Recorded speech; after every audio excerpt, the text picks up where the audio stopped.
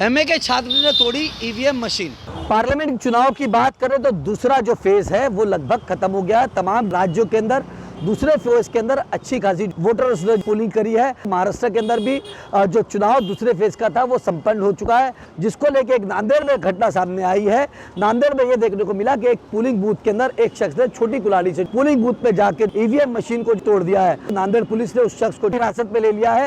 हिरासत में लेने के बाद उसके बाद पूछताछ जारी है, लेकिन अभी तक का ये स्पष्ट नहीं हुआ है कि उस शख्स ने ईवीएम मशीन क्यों तोड़ी है। अब देखने वाली बात ये होगी कि आने वाले वक्त के अंदर नांदेड़ पुलिस जो है जांच के अंदर क्या निकल के सामने आता है, लेकिन पहली घटना जो ईवीएम तोड़ने की महाराष्ट्र से निकल के सामने जरूर आई है। लोकसभा मतदारसंघातील रामतीर्थ पोलिंग स्टेशन आहे, देगलूर विधानसभा अंतर्गत येतं। त्या ठिकाणी एका व्यक्तीने ईव्हीएम व्हीव्हीपॅट मशीन डॅमेज करण्याचा प्रयत्न केला।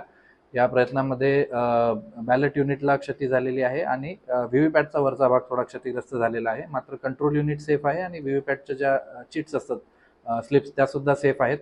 आपण त्या ठिकाणी तातडीने प्रोटोकॉलनुसार मशीन चेंज करून त्या ठिकाणी मतदान जे आहे ते पुन्हा आता रिझ्यूम झालेलं आहे। त्याचं आपण वेबकास्टिंगद्वारे या ठिकाणी पूर्ण वेळ आढावा सुद्धा घेत आहोत।